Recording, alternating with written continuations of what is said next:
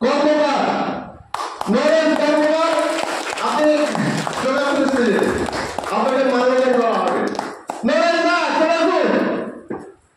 দেখছেন এত বড় কাজ করছে, সাধারণ লোক সাধারণ দেশ, এখন দেশগুলো সেটা ছাড়েনি, কিন্তু আজকের দিনে ঝাড়খণ্ডে সব থেকে বেশি বেশি ইনকাম করছে। আর এর সঙ্গে আমি এক কথাই বলেছি যে সেই রাধাকে কৃষ্ণের সঙ্গে আমি একসঙ্গে দেখা করেছি। ম্যাডাম প্রথম ম্যাডাম কেমন আসছেন, চলে আসুন চলে আসুন।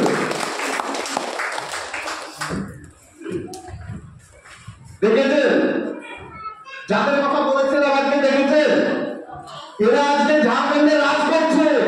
তারা একটা ফর্ম ফিল আপ করতে পারবে না, একটা সই করতে পারবে না, তাই জন্য ওরা কিন্তু মূর্খ নয়, তাই জন্য ওরা মূর্খ নয়।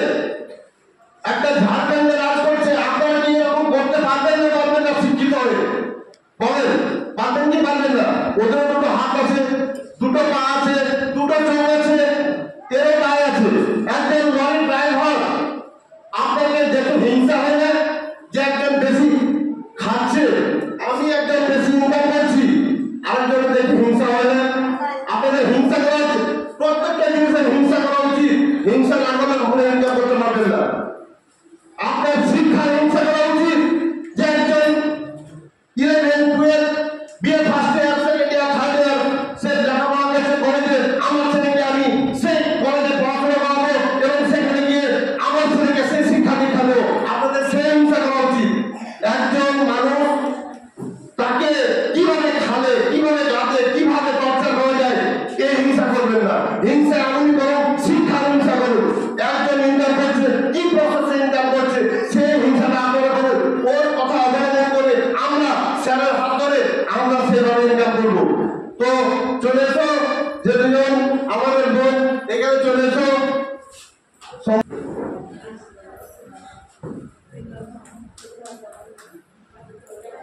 মিউজিক তো লাগালে তো হবে, এখান থেকে সাউন্ড তো দিলেই হবে। আপনাদের কাজ জন্য দিতে হবে না, আপনাদের শুধু নিজের জন্য দেন। তো থ্যাংক ইউ। আমাদের